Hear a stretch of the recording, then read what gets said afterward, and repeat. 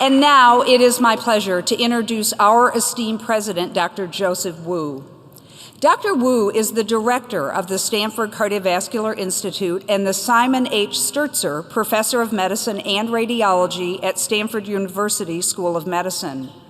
Joe is a pioneer and a leader in working with induced pluripotent stem cells. Dr. Wu has earned accolades such as the Presidential Early Career Award for Scientists and Engineers from the White House, and from the NIH, the Director's New Innovator Award, and the Roadmap Transformative Award. Our organization has also honored Joe on many occasions. The most notable are as a Distinguished Scientist Award and the very first Joseph A. Vita Award, which honors a mid-career investigator for transformational work published in American Heart Association journals. Dr. Wu is an elected member of the National Academy of Medicine, the National Academy of Inventors, and the Academy Sinica of Taiwan, one of the highest academic honors in his native country. He was also among the top 0.1% of the most highly cited investigators in the world from 2018 to 2022. In addition to being such a respected scientist, Joe is one of the nicest, most humble people I have ever known. It is my honor to introduce the Lewis A. Conner Lecture presented by the President of the American Heart Association, Dr. Joe Wu.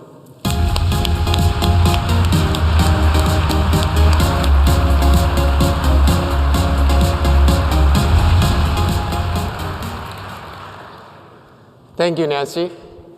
Long before I focused my work on cardiovascular health, my life actually revolved around growing pears and apples. Now, you probably were not expecting to hear about fruit trees during this AHA presidential speech, but farm work truly taught me the life lessons that helped me excel in science and medicine. I was born in Taiwan, and my family immigrated when I was 9 years old. We spent 1.5 years bouncing from Bolivia to Brazil to Paraguay. And the final leg of our journey brought us to Los Angeles. Before long, my father purchased a pear and apple farm in the Central Valley of California in the small town of Ducoy. And from age 14 until I went to medical school at Yale, I was a manager of the farm. That job taught me many things. I learned of the hard work and sacrifices made by migrant farm workers.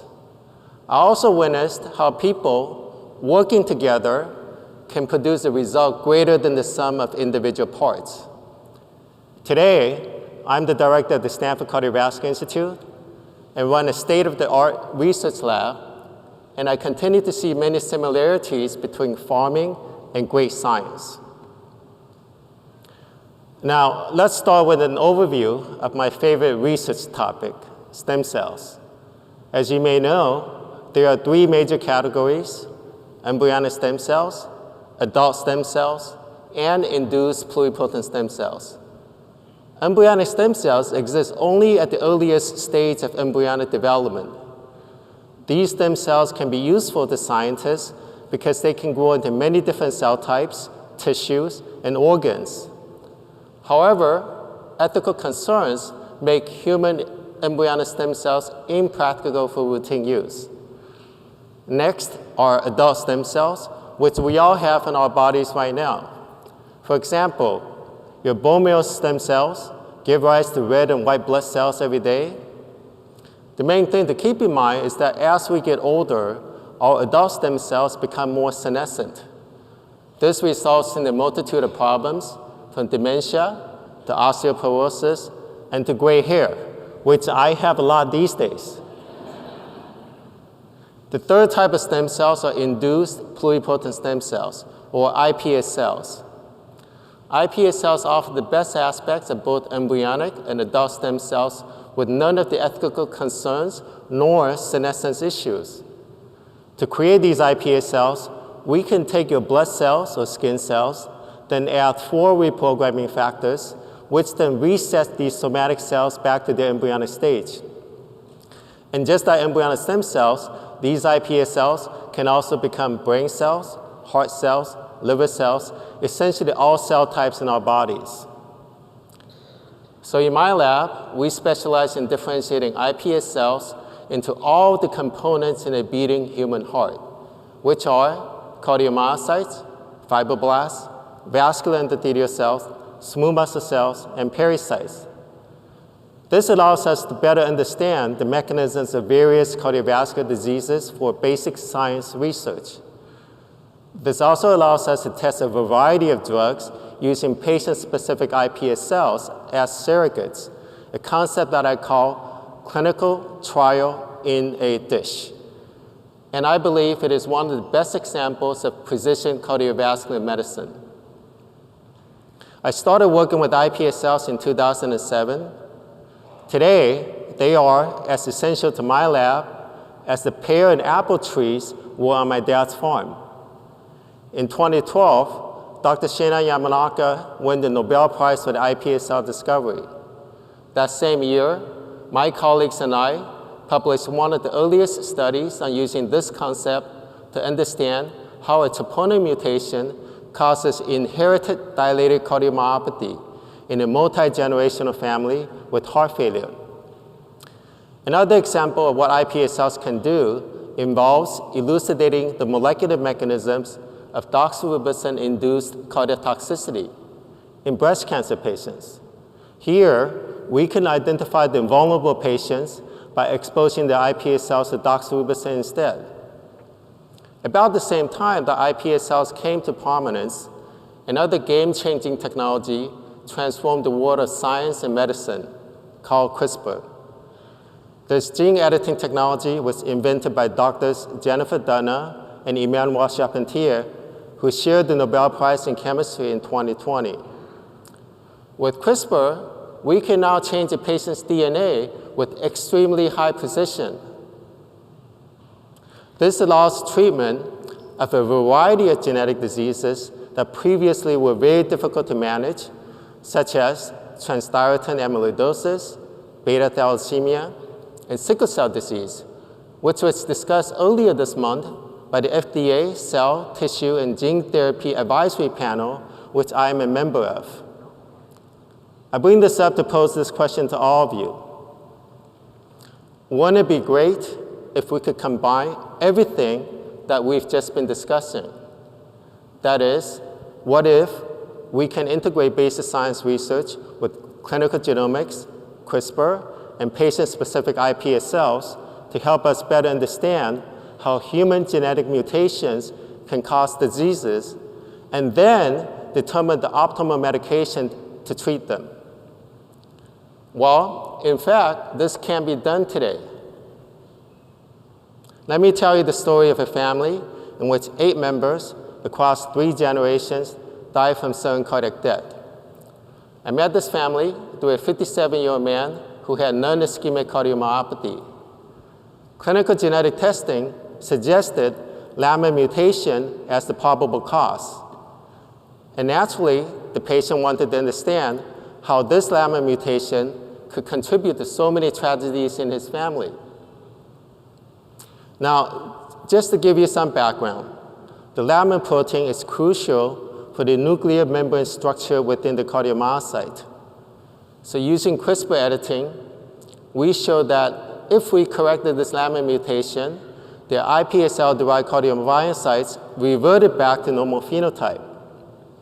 Additionally, if we introduce the same lamina mutation into iPS cells of a healthy individual, we could observe abnormal cellular contractility and arrhythmia, which match the symptoms that we're seeing in my patients. Based on these 2 steps and several other molecular experiments, we proved that his lamina mutation was indeed the cause of the high incidence of sudden cardiac death in this family. Now, at that point, I had achieved my scientific goal of understanding how this lamina mutation caused their cardiomyopathy. But interestingly, we also noticed that many of the same family members developed early onset hypertension in their 30s and 40s. Because of the bond I had developed with this family, we decided to tackle this additional scientific question. So we began to study the pathophysiology of laminin-induced hypertension, this time by differentiating the iPS cells into vascular endothelial cells instead of cardiomyocytes. We performed a whole battery of genetic assays and identified the gene KLF2 as a transcription factor responsible for the vascular endothelial dysfunction that we saw across multiple generations. The next question was, how do we treat it? And this is where clinical trial in a dish comes in. We tested the iPS cells with a panel of FDA-approved drugs and found that a common statin medication called lovastatin is actually a very potent activator of the deficient KLF2 gene. Then came the final step, implementation. For the laminin mutation patients, we prescribed daily treatments of lovastatin, even though they had normal cholesterol numbers. We monitored them using EndoPAD, a machine that can assess flow-mediated dilatation during reactive hyperemia. Normal index is 1.67 and above, and as you can see here, patient number 2 started with a very poor index of 0.48 and improved significantly to 1.06 after 6 months of lovastatin treatment. And this led to better control of their hypertension as well. So there you have it. The story of this family shows that we can indeed implement precision cardiovascular medicine by combining clinical genomics, CRISPR, and iPS cells to elucidate the mechanism of a genetic dilated cardiomyopathy.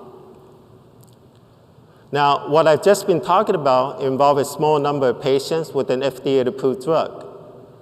Let's suppose that we want to study a new drug to learn its safety and efficacy. If we try doing this on mice, we may not get reliable results because of the biological differences between mice and humans. And if we try doing this with 1,000 trial participants, it can be very costly. So a better solution will be a larger scale version of this clinical trial in a dish concept. Here, we will simply test a new drug on iPS cell-derived heart cells from 1,000 patients as human surrogates to help us better understand who responds and who does not.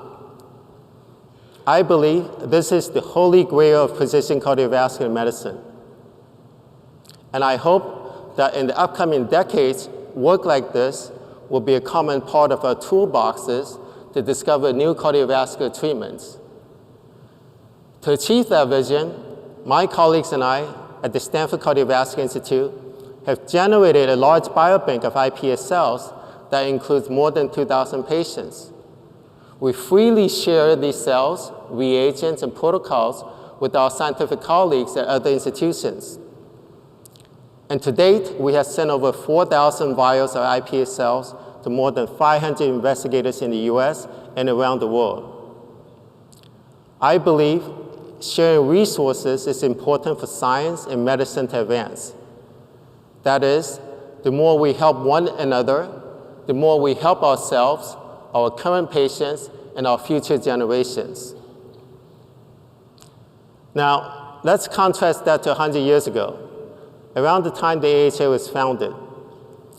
It was a time when heart disease was considered a death sentence. And people back then surely dream of a day when heart disease could be treated at the level that we do today. This is why I believe we need to challenge ourselves by being innovative, by being bold, by looking forward 100 years from now. We need to think about what are the next frontiers in cardiovascular medicine and how they relate to traveling. Yes, traveling.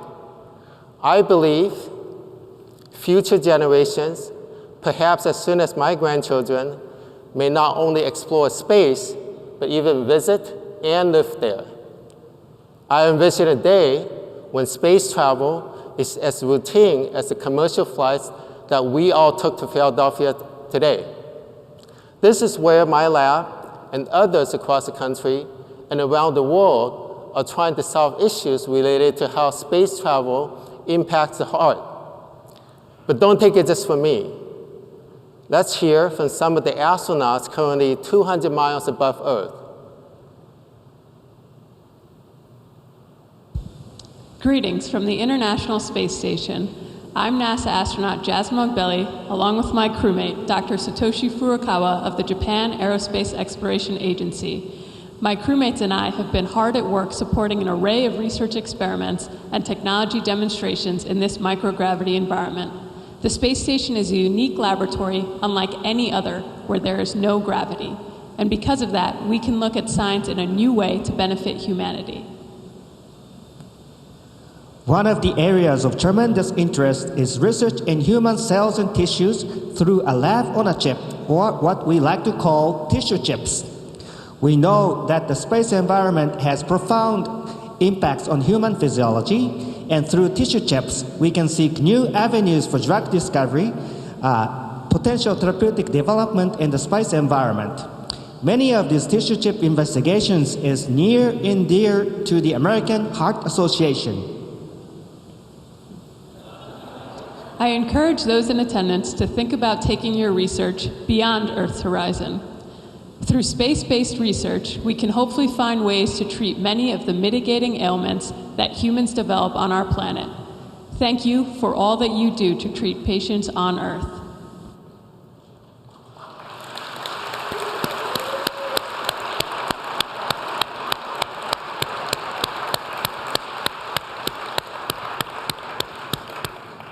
Wow, isn't that cool to have these astronauts participate in our AHA meeting? Earlier this year, my postdocs and I were at the Kennedy Space Center in Florida to witness a SpaceX launch. One of the mission's scientific experiments funded by NASA was to study the impact of microgravity on the human heart. Now, this was actually the third time that my team has sent human heart cells to space. In 2016, we were the first group to send 2D human iPSC-derived cardiomyocytes to space. In 2020, we upped the game by sending 3D human iPSC-derived engineered heart tissues to space. In both cases, we found that microgravity in space can actually cause abnormal cardiac changes. So this year, we sent 3,800 human iPSC-derived cardiac organoids to space. Half were treated with drugs, and the other half were not. We are analyzing them right now and expect to share the results soon. Our goal is to come up with drugs that can mitigate the adverse cardiovascular effects of microgravity. We hope these early studies will be instrumental in promoting safer cardiovascular health for future generations of space travelers, such as my grandchildren and your grandchildren. Who knows? 100 years from now, this great organization of the American Heart Association may be celebrating its 200th anniversary on the planet Mars. In closing, as I reflect back on my early life, as an immigrant from Taiwan, and as a farm boy in Central Valley, California, I feel blessed for what my adopted country, America, has provided me. I have also been extremely privileged to work alongside countless special people. To my many mentors, thank you. To paraphrase Isaac Newton, I have stood on the shoulders of these giants to get to where I am today. To my students and trainees, I truly hope that I'm able to pass along my knowledge and my experiences to all of you. I want to emphasize that the exchange of knowledge actually goes both ways. In fact, I have learned as much from all of you as you have from me over the past years, and I'm especially proud of your accomplishments. And the one thing I know my trainees will take with them, because they've heard it so often, is my favorite piece of advice. It encapsulates everything that I have learned from my dad's farm, from my mentors, and from my life experiences. Work hard, work smart, and most importantly, work together. I also want to thank my friends and benefactors who have believed in me. It is very meaningful to me that several of them are here today. And now to my family, to my wife, Jade, my son, Matthew, and my daughter, Catherine, who are all here today, and to my parents in Taiwan. Thank you so much for your support and love. Personally and professionally, whether we are on a farm or in a research lab or in the hospital or in any workplace, we are all better off when we are part of a team, especially when we all work together to do the right thing for the right reasons. So for everyone in this audience, I hope this simple message resonates with you. Let us care for and reach out to all people, regardless of our race or ethnicity, regardless of our socioeconomic status, regardless of our religion or beliefs, regardless of our gender identity, regardless of our political affiliation, and regardless of our geographic location. Let us set aside our differences, whatever they may be, because cardiovascular disease does not care about any differences that may divide us. Only by uniting our efforts will we make the biggest advances in preventing and treating heart diseases for the next decade and for the next century. I believe now, more than ever, it's a time for all of us to work together. Thank you. God bless you all, and have a wonderful meeting.